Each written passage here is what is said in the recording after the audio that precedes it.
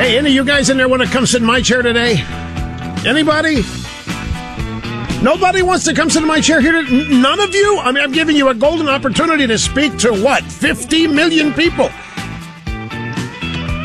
I can handle it. Okay, all right. So nobody wants to come sit in my chair today. Greetings, my friends. What happened? That's what we're going to try to find out. We're not going to be able to explain this away in one day. We're going to get close. We are not going to be able to come up with all the answers and solutions in one day, but I want to try to take you through today the night for me last night. Various thoughts that I had as things happened, beginning with my getting and receiving the exit polls at 5 o'clock. But firstly, let me tell you, small things beat big things yesterday. Conservatism, in my humble opinion, did not lose last night. It's just very difficult to beat Santa Claus. It is practically impossible to beat Santa Claus. People are not going to vote against Santa Claus, especially if the alternative is being your own Santa Claus. Now, everybody is jumping on Romney's chain today, getting in his chili. Look, he may have not been the most optimal candidate, but he's a fine man. He would have been great for this country. Mitt Romney and his family would have been the essence of exactly what this country needs. But what was Romney's recipe? Romney's recipe was the old standby American route to success, hard work. That gets sneered at. I'm sorry. In a country of children where the option is Santa Claus or work, what wins? And say what you want, but Romney did offer a vision of traditional America in his way. He put forth a great vision of traditional America, and it was rejected. It was rejected in favor of a guy who thinks that those who are working aren't doing enough to help those who aren't. And that resonated. The Obama campaign was about small stuff. War on women, binders, Big Bird, this kind of stuff. The Romney campaign was about big things. It was about America. It's mind-boggling to go through these exit polls. You want to hear a statistic that is somewhat surprising? Romney received 2.5 million fewer votes than McCain did. Now, who would have called that? Who in the world would have? Obama, I think Obama's vote tally was down 10 million from 2008, and we still lost. We lost 50-48 nationally. We were not able to build a turnout model that looked like 2004. Very, very puzzling. Something else. Just stream of consciousness here. The usual suspects are out, and they're saying, "Well, Rush, what we got to do? We got to reach out now to the Hispanics, and we got to reach out to the minorities, blacks. We got to reach out." Okay, let me remind you of something. Just ask you a question. And we will be getting to your phone calls, of course, today. Will you weigh in on this? 800-282-2882 is the number. Let me take you back to the Republican convention. We had Suzanne Martinez, female Hispanic governor of New Mexico. We had Condoleezza Rice, African-American, former Secretary of State. Both of those people, eminently qualified, terrifically achieved. They have reached the pinnacles of their profession. We had Marco Rubio. We had a parade of minorities who have become successful Americans, and they all had a common story. Up from nothing. Hard work. Their parents sacrificed for them. And people are scratching. Now, why didn't that work, folks? Because the answer to that is our future. Why didn't it work? Some people say, well, Rush, we pandered. No, we didn't pander. Everybody says that we need to reach out to minorities. We have plenty of highly achieved minorities in our party, and they are in prominent positions. And they all have a common story. They all came from nothing. Their parents came from nothing. They worked hard. They told those stories with great pride. Those stories evoked tears and didn't work. And don't tell me that people didn't watch the convention. People didn't see it. I mean, there's a reason it doesn't work. I went to bed last night thinking we're outnumbered. I went to bed last night thinking all this discussion we'd had about this election being the election that will tell us whether or not we've lost the country. I went to bed last night thinking we've lost the country. I don't know how else you look at this. The first wave of exit polls came in at 5 o'clock. I looked at it. I read the first 2 pages, and I said to myself, this is utter BS. And I forwarded the exit poll data that I had to 3 or 4 people, and my message to each of them, this is utter BS. And if it isn't, then we've lost the country. Let me take you through some of it.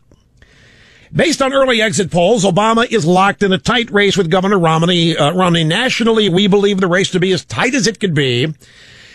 And here are to the extent that Obama is running strong and can win, it is because they see him as someone who cares about people like them. They feel he did a very good job in the response to Hurricane Sandy. When I saw that, I said, don't tell me. I thought this thing is starting to read like a Democrat campaign speech, this exit poll data.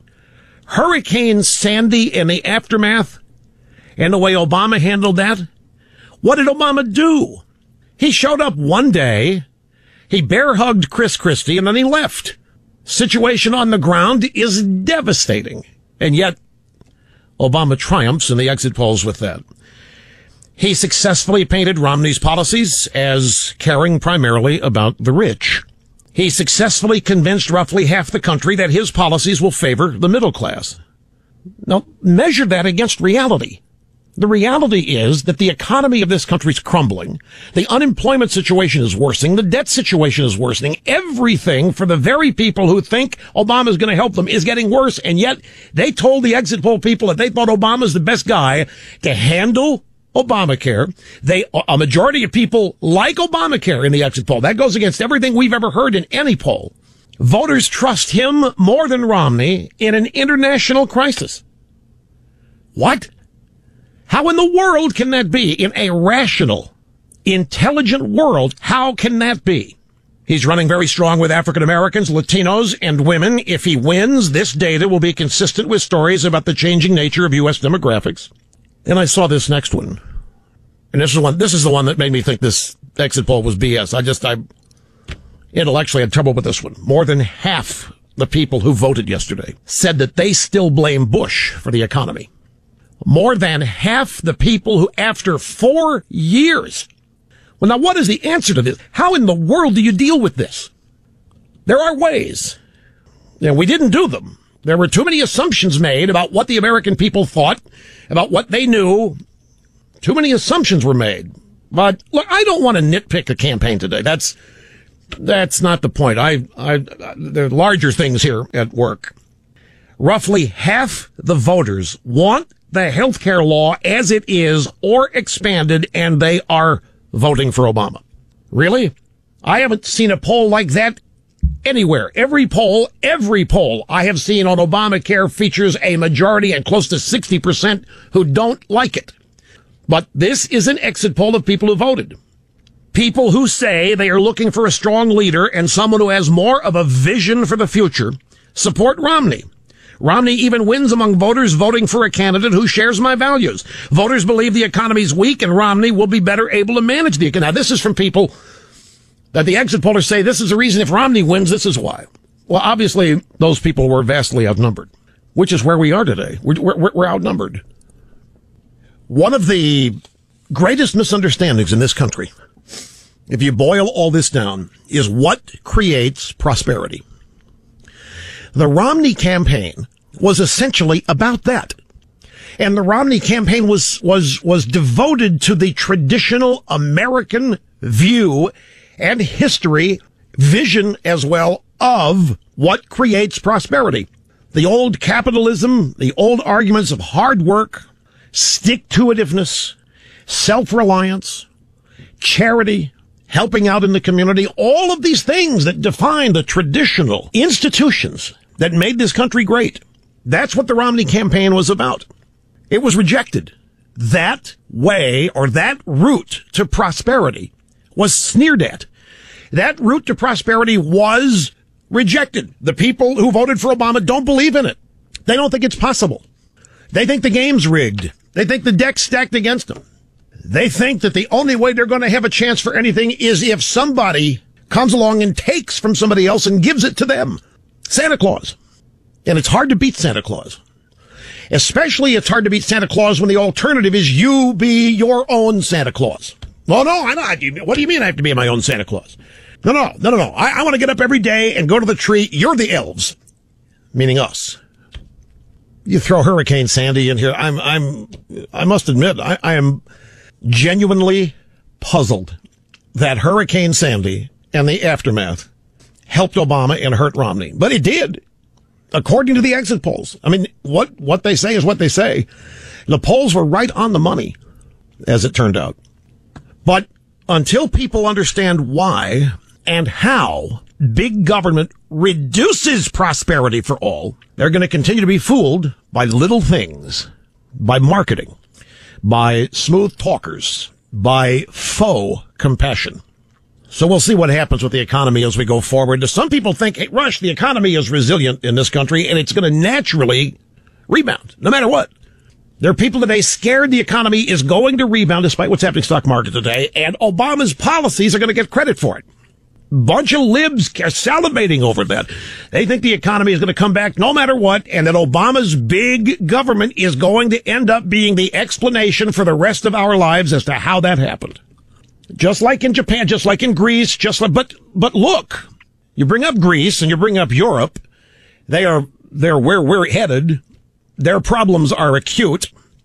The difference is that none of those European countries are anywhere near the leading economy of the world like we are. The world depends on what happens here. The world does not depend on what happens in Spain or Greece or Italy, and not to put them down. But regardless, wherever you go, look at Greece.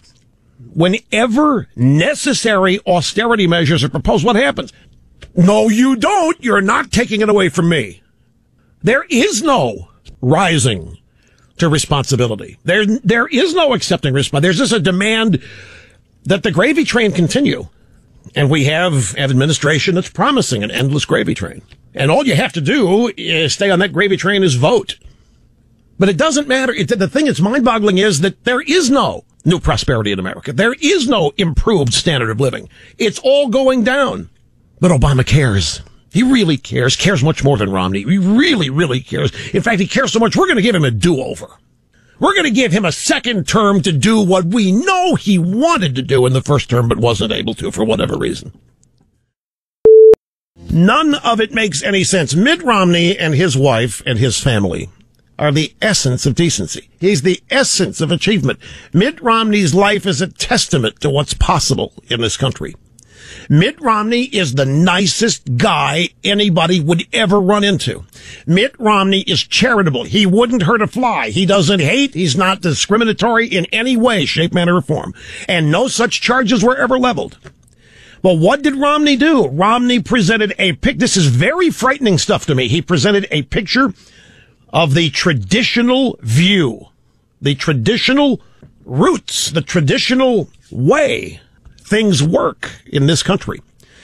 And part of his campaign, there was an assumption, I think, that that's what most people were looking for and a return to. Instead, we've got the Mulligan presidency.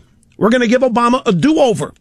We're going to give him a do-over so that he can do in the second term what we all hoped he would do in the first term. There's nobody singing Obama's praises in terms of achievement. There's nobody singing his praises in terms of good job. They're singing his praises as it relates to marketing, campaigning, strategizing, getting out the vote. All that matters. It clearly does.